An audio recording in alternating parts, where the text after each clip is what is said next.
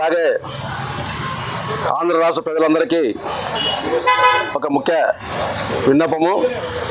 ఎందుకంటే మన అధినాయకుడు వైఎస్ జగన్మోహన్ రెడ్డి గారు పిలుపు మేరకు రాష్ట్రంలో ప్రతి ఒక్క ఎక్సైజ్ స్టేషన్ పోయి గత వారంలో జరిగినటువంటి ఈ కల్తీ మద్యం గురించి ప్రజలకు విన్నవించుకుంటూ, అలాగే ఎవరైతే ఈ డిపార్ట్మెంట్ కన్సర్న్ ఎవరైతే ఎక్సైజ్ డిపార్ట్మెంట్ ఉన్నారో వాళ్ళకు కూడా ఒక మెమోరాండం ఇచ్చి ప్రజలే తీసుకోవాలని చెప్పి మా నాయకుడు చెప్పిన ఈరోజు మా వైఎస్ఆర్ పార్టీ కార్యకర్తలందరూ అలాగే నాయకులు కూడా ఈరోజు ఎక్స్టేషన్కి వచ్చి వినతిపత్రం జరిగింది.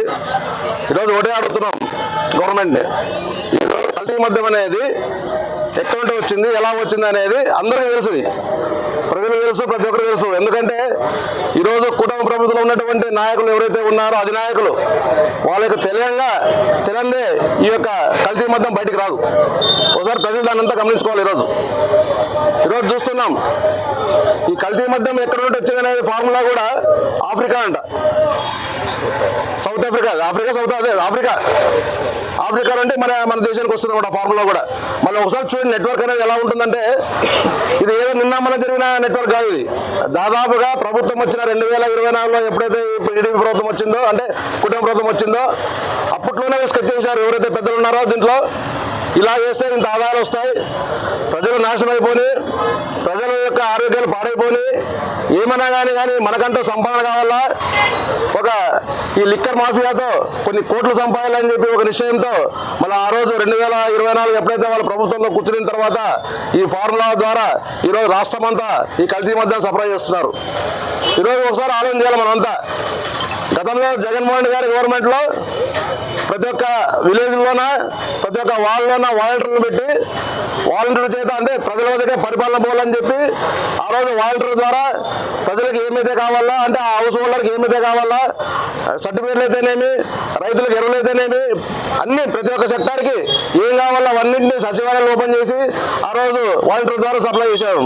మళ్ళీ ఈరోజు చంద్రబాబు నాయుడు అంటే కూటమి ప్రభుత్వం ఏం చేస్తుంది? ఈరోజు వాలంటీర్ వ్యవస్థ చేసి సచివాలయ వ్యవస్థ చేసి వాళ్ళ కార్యకర్తలు ఎవరైతే ఉన్నారో ప్రతి ఒక్క ఊరికి అంటే ఒక 500 ఇళ్ళు ఉంటే ఒక 10 మంది వాలంటీర్లు ఎట్లా వాళ్ళ కార్యకర్తలే.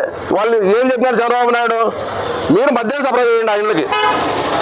అంటే వాలంటీర్లు ఎలా అయితే అప్పుడు మేము పనిచేసినామో వాలంటీర్ పనిచేసింది మేమేమి ప్రజలకు స్వచ్ఛందంగా వాళ్ళకి పెన్షన్లు ఇంటికి పోయిస్తూ, తర్వాత పెన్షన్ కార్డ్స్ అయితేనేమి, తర్వాత సర్టిఫికేట్స్ అయితేనేమి, ఎస్సీ సర్టిఫికేట్స్, బీసీ సర్టిఫికేట్స్, ఏ సర్టిఫికేట్ కావాలని ఇంటికి పోయి ఇచ్చేవాళ్ళము. కానీ ఈరోజు వీళ్ళు ఏం చేస్తున్నారు? ప్రతి ఇంటికి పోయి ఈ బ్రాండ్ తీసుకోండి, మీరు ఈ బ్రాండ్ అమ్ముతున్నాము తీసుకోండి అంటే బెల్ట్ షాపుల ద్వారా. మరి ఒకసారి ఎంత గమనించాలి ఈరోజు ప్రజలు కూడా. ఈరోజు ప్రతి ఒక్క ఊరికి ఎక్కడ మళ్ళీ ఇప్పుడే ఇలాగే మా విలేకరుల సమక్షంలో మేము కూడా వస్తాం. ప్రతి ఒక్క ఊరికి పోతే ఊర్లో అడిగితే ఎంతమంది అందరూ బెల్ట్ షాపులు అంటే మా ఊళ్ళో 10 మంది ఉన్నారు. మరి గతంలో వైఎస్ఆర్ గవర్నమెంట్ ఉన్నప్పుడు ఎప్పుడైనా బెల్ట్ షాప్ గురించి వచ్చిందా? రాలే. కానీ ఈరోజు 18 నెలలనే వీళ్ళ వైఫల్యం ఒకసారి చూడాలి. ఈరోజు గవర్నమెంట్ ఎలాగైతే ఉందంటే కల్తీ మద్యం ఎలాగైతే చేసినారో ఇది కూడా కల్తీ గవర్నమెంట్ ఈరోజు. ఎందుకంటే కూటమి అనేది ఒకరి కాదు, కాక్టైల్ అంటే ఏమి అన్ని కల్తీ ఉంటాయి. కాబట్టి ఈ కూటమిలో కూడా అంత కల్తీ అనమాట. అంతది ఆ కల్తీగా ఉన్నాడు కాబట్టి ఈ కల్తీ బుద్ధిలో వస్తాయి వాళ్ళకు కూడా. కాబట్టి దాన్ని దృష్టిలో పెట్టుకుని ఈరోజు ఈ మద్యాన్ని కూడా కల్తీ చేయాలని చెప్పి ఒక నిశ్చయంతో ఈరోజు కల్తీ మద్యాన్ని ప్రజలు సప్లై చేస్తున్నారు. మరి ఒకసారి ప్రజలు కూడా గమనిస్తున్నారు. ఈరోజు చూడండి కొన్ని వేల కోట్లు ఈరోజు అంతా 18 అంటే 14 నెలలు అయింది మా వైన్ షాప్లు గవర్నమెంట్ వచ్చి ఓపెన్ అయ్యి. మరి ఎన్ని వేల కోట్లు ఈరోజు సంపాదించారో ఒకసారి మనం ఆలోచన చేయాలి.